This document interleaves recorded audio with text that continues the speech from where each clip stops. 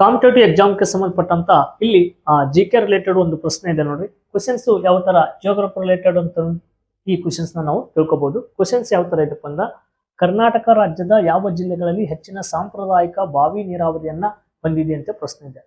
ಅಂದ್ರೆ ಅತಿ ಹೆಚ್ಚು ಬಾವಿ ನೀರಾವರಿಯನ್ನು ಹೊಂದಿರುವಂತ ಕರ್ನಾಟಕದ ಪ್ರಮುಖ ಜಿಲ್ಲೆ ಯಾವುದು ಅಂತ ಕ್ವಶನ್ಸ್ ಆದಾಗ ಇದು ನಮ್ಮ ಕರ್ನಾಟಕದ ಅತ್ಯಂತ ದೊಡ್ಡದಾದ ಜಿಲ್ಲೆ ಅಂತ ಕರಿತೀವಿ. ವಿಸ್ತೀರ್ಣದಲ್ಲಿನೂ ಕೂಡ ಈ ದೊಡ್ಡದಾದ ಜಿಲ್ಲೆ ಯಾವ್ದಪ್ಪ ಅಂದ್ರೆ ಬೆಳಗಾವಿ.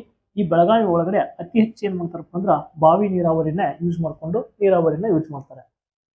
ಹಾಗಾದ್ರೆ ನಿಮ್ಗ ಇನ್ನೊಂದು ಕ್ವಶನ್ಸ್ ಕೇಳ್ತಿರ್ತಾನೆ, ಕೆರೆ ನೀರಾವರಿನ ಯೂಸ್ ಮಾಡ್ಕೊಳ್ಳುವಂತ ಅತಿ ಹೆಚ್ಚು ಕೆರೆ ನೀರಾವರಿಗೆ ಸಂಬಂಧಿಸಿದಂತ ಒಂದು ಜಿಲ್ಲೆ ಯಾವುದು ಅಂತ ಕ್ವಶನ್ಸ್ ಕೇಳ್ತಾನಪ್ಪ ಅಂದ್ರ ಕೆರೆ ನೀರಾವರಿಗೆ ಸಂಬಂಧಪಟ್ಟಂತ ಶಿವಮೊಗ್ಗ ಜಿಲ್ಲೆಯನ್ನ ನಾವು ಆನ್ಸರ್ನ ಮಾಡಬೇಕು. ಶಿವಮೊಗ್ಗ ಜಿಲ್ಲೆ ಅತಿ ಹೆಚ್ಚು ಕೆರೆ ನೀರಾವರಿಗೆ ಸಂಬಂಧಿಸಿದಂತ ಒಂದು ಜಿಲ್ಲೆ. ಇನ್ನ ಅದನ್ನ ಬಿಟ್ಟ ನಿಮ್ಗ ಇನ್ನೊಂದು ಕ್ವಶನ್ಸ್ ಕೇಳ್ತಿರ್ತಾನೆ, ತುಂತುರು ನೀರಾವರಿ ವ್ಯವಸ್ಥೆ ಅಂತೇಳಿ.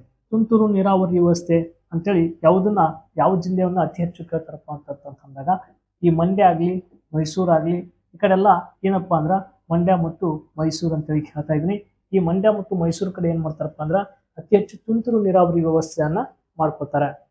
ಇನ್ನು ಅದನ್ನ ಬಿಟ್ರ ಹನಿ ನೀರಾವರಿ ಡ್ರಿಪ್ ಇರಿಗೇಷನ್ ಅಂತ ಕೇಳ್ತೀವಿ. ಈ ಹನಿ ನೀರಾವರಿಗೆ ಸಂಬಂಧಿಸಿದಂಥದ್ದು ಯಾವುದು ಅಂತ ಕ್ವಶನ್ಸ್ ಕೇಳ್ತಿರ್ತಾನೆ.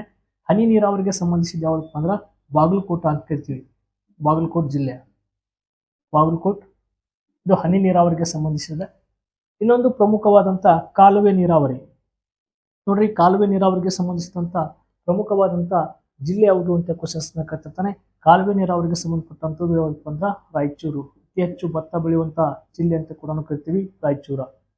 ಈ ತರ ಸ್ಪರ್ಧಾತ್ಮಕ ಪರೀಕ್ಷೆಗಳಿಗೆ ಸಂಬಂಧಿಸಿದಂತ ಏನಾದರೂ ನೀರಾವರಿ ರಿಲೇಟೆಡ್ ಕ್ವಶನ್ಸ್ ಬಂದಪ್ಪ ಅಂದ್ರ ಯಾವ್ಯಾವ ಜಿಲ್ಲೆ ಯಾವ್ಯಾವ ನೀರಾವರಿ ಹಂಚಿಕೆಯನ್ನ ಮಾಡ್ಕೊಂಡಿದೆ. ಉಳಿದ ಎಲ್ಲಾ ಜಿಲ್ಲೆಗಳಲ್ಲಿ ಕೂಡ ಇವೆಲ್ಲ ಇತರೆ ನೀರಾವರಿ ಪದ್ಧತಿಗಳು ಬಳಸ್ತಾರೆ.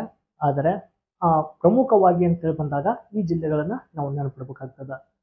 ಫಸ್ಟ್ ನಮ್ಮ ಚಾನಲ್ ನೋಡ್ತಿರಪ್ಪ ಅಂದ್ರೆ ಚಾನಲ್ನ ಸಬ್ಸ್ಕ್ರೈಬ್ ಮಾಡ್ಕೊಡ್ರಿ. ಪೇಜಸ್ಗಳು ನೋಡ್ತಿರಪ್ಪ ಅಂದ್ರೆ ಎಲ್ಲಾ ಕಡೆ ಸೋಷಿಯಲ್ ಮೀಡಿಯಾದಲ್ಲಿ ಸಿಂಪಲ್ ಟ್ರಿಕ್ಸ್ ಇದೆ, ಫಾಲೋ ಮಾಡ್ರಿ. ಧನ್ಯವಾದಗಳು.